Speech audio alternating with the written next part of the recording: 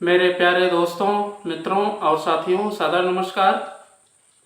मैं मिस्टर शांतिलाल डंसेना, बड़े डूमरपाली, रॉबर्टसन, खरसिया, जिला रायगढ़, छत्तीसगढ़, भारत से हूँ। मित्रों, आप हमारे इस YouTube चैनल वीडियो को पहली बार देख रहे हैं तो प्लीज़ सब्सक्राइब ज़रूर कर दें। बेल आइकन का जो घंटी है उसको भी क्लिक कर दें और ऑल ऑप्शन का चयन कर दें। शुरू से अंत तक ज़रूर देखें, अनुभव करें, कुछ समझें, जानें और जीवन को एक नई दिशा मिलती है तो लाइक ज़रूर करें। अगर कोई विशेष विचारों में परिशोधन करना है, संशोधन की आवश्यकता है तो आप हमें कमेंट बॉक्स पर सूचित करें और मार्गदर्शन देने की कष्ट करें। मित्रों, ईश्वर जो है हमारे जीवन का एक अभिन्न अंग है, सच्चा सहचर है। अगर हम इस ईश्वर तत्व का बोध नहीं होगा हमें, तो जीवन में उत्कृष्टता की भावना पैदा नहीं होगी। ईश्वर ही हमें हर प्रकार के दुर्भावों से, दुष्प्रवृत्तियों से, दुष्चिंतन से, दुष्कर्म से दूर रखता है और विचारों में श्रेष्ठ कर्मों का, श्रेष्ठ विचारों का, सद्भावों का निरूपण करके जीवन को अत्यंत सुखदायक और लाभकारी उत्पन्न करता है। तो ईश्वर जो है हमारे जीवन का महत्वपूर्ण और श्रेष्ठ मार्गदर्शक है। उसकी सराहना जितनी करें उतनी कम है। हम ईश्वर की सर्वव्यापकता को भूल करके निकृष्टता में समावेश होते हैं, तब जीवन जो है अंधकार हो जाता है और उसमें जो श्रेष्ठ विचार होते हैं वो कुंठित रह जाते हैं। व्यक्ति जो है जब तक कुंठित रहेगा तब तक उसकी आत्मा जो है निकृष्ट भावना को ही परिमार्जित करता रहेगा और जीवन में श्रेष्ठ विचारों का संपादन नहीं कर पाता है।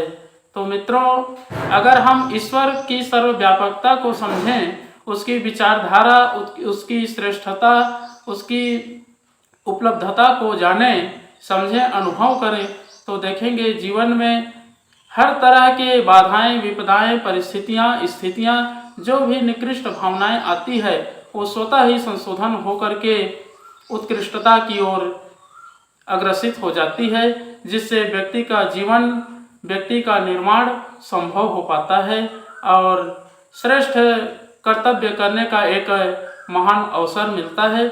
उस अवसर को ध्यान में रख करके ही व्यक्ति जो है आगे बढ़ सकता है, अपने विचारों को संशोधन करके विश्व वसुंधरा में फैल जाता है और लोगों को, हर प्राणियों को एक सूक्ष्म जगत में दिशा देता है और विचारों का अनुसंधान करके श्रेष्ठ उत्कृष्टता की ओर जीवन व्यतीत करता है।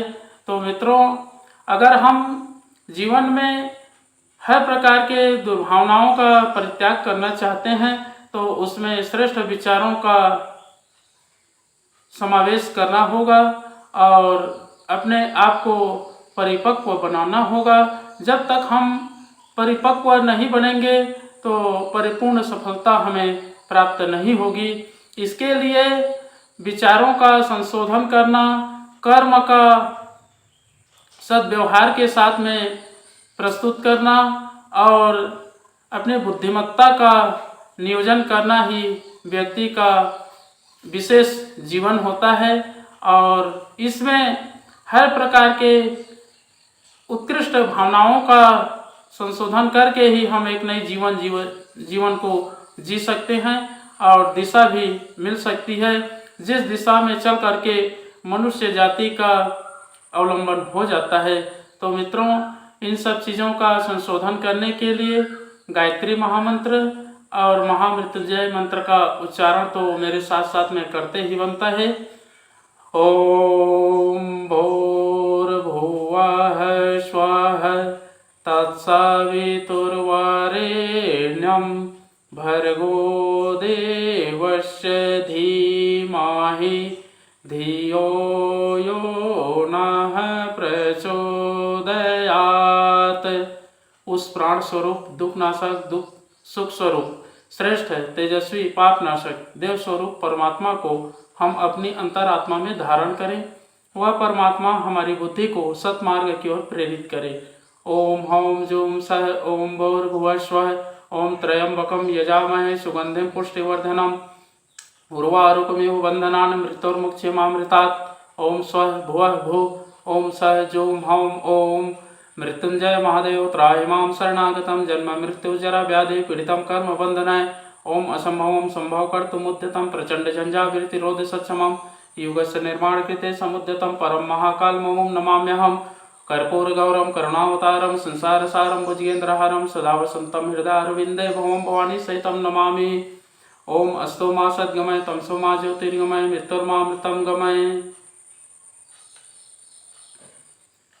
परम पूज्य गुरुदेव वेद मूर्ति तपोनिष्ठ युग दृष्टा युग प्रवर्तक पंडित श्री राम शर्मा आचार्य जी, परम वंदनीय माता जी भगवती देवी शर्मा जी और गायत्री माता, धरती माता, भारत माता, प्रकृति, पर्यावरण, सूर्यदेव, सविता देवता, महाकाल भगवान, सरस्वती माँ, लक्ष्मी माता, सभी ग्रह नक्षत्र, स्थानपति देवता, ग्रामपति देवता, अखिल विश्व ब्रह्मांड के सभी देवी देवताओं के सूक्ष्म संरक्षण में उपस्थित सभी हमारे प्रिय आत्मीय आदरणीय और सम्माननीय देवतुल्य भाइयों, देवी स्वरूपा माताओं बहनों, मेरा सादा प्रणाम।